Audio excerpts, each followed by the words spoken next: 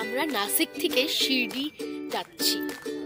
তার শিরডি যাওয়ার পথে এই সেন্নারে আমরা এসেছি গোন্দেশ্বর টেম্পল। তোমরা কিন্তু নিশ্চয়ই ভিজিট করো, কারণ এই মন্দিরের হিস্টোরিক্যাল ব্যাকগ্রাউন্ড খুব স্ট্রং। এই মন্দিরটা 1200 সেঞ্চুরিতে এডিতে সৃষ্টি হয়। এই মন্দিরটা হলো একমাত্র নাগারা স্ট্রাকচারের ডেকানের মন্দির। এটা অ্যাকচুয়ালি একটা শিব মন্দির, আর এর পাশে আরো 5টি দেবতার মন্দির আছে। এসো দেখা।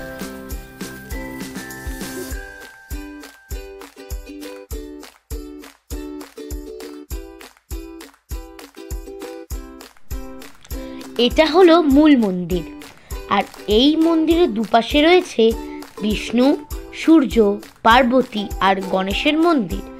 আর মূল মন্দিরটি হলো লর্ড শিবার মন্দির। এটা হলো বিষ্ণু মন্দির। এরপর রয়েছে নন্দী মহারাজের মন্দির।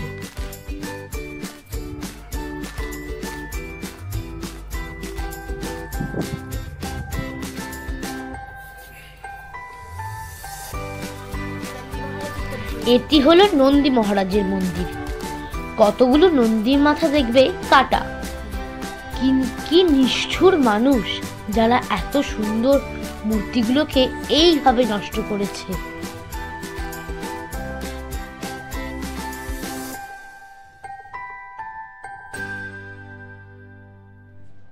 এটা হলো সূর্য মন্দির। প্রতিটি মন্দিরের গায়ে রয়েছে অসম্ভব সুন্দর পাথরে খোদাই করা মূর্তি ও কারুকার্য।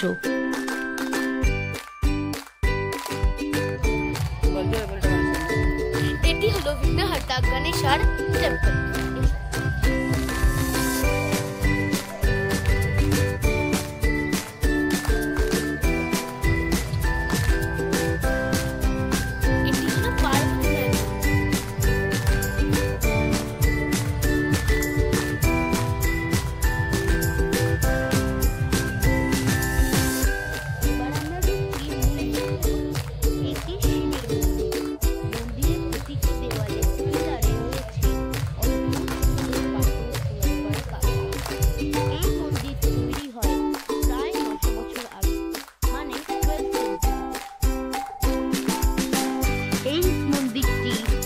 নাগা স্টাইলে তৈরি one of the best temple.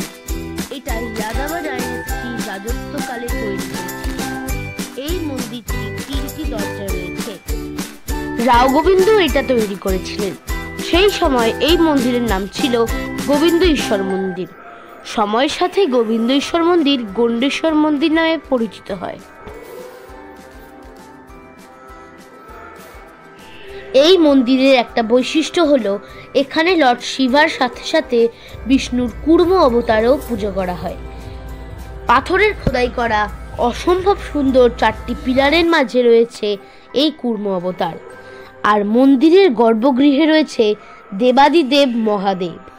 এক অদ্ভুত শান্তি রয়েছে এই মন্দিরের ভেতরে। শিল্পের সাথে ভক্তি মিলেমিশে এক হয়ে গেছে।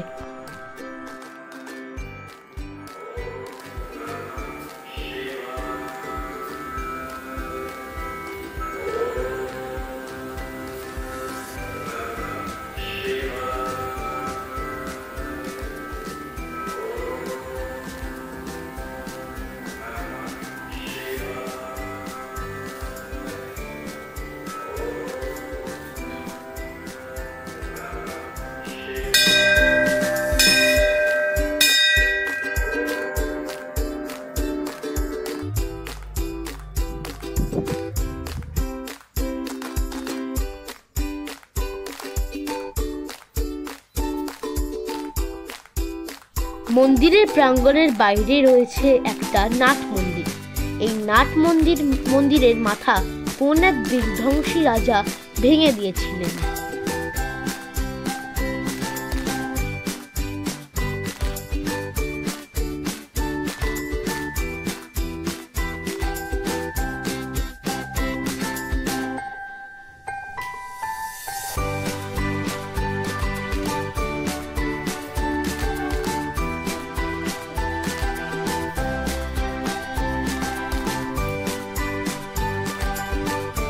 তোমাদের যদি আমাদের এই ভিডিওটা ভালো লেগে থাকে তাহলে please subscribe, like and share with your friends and family.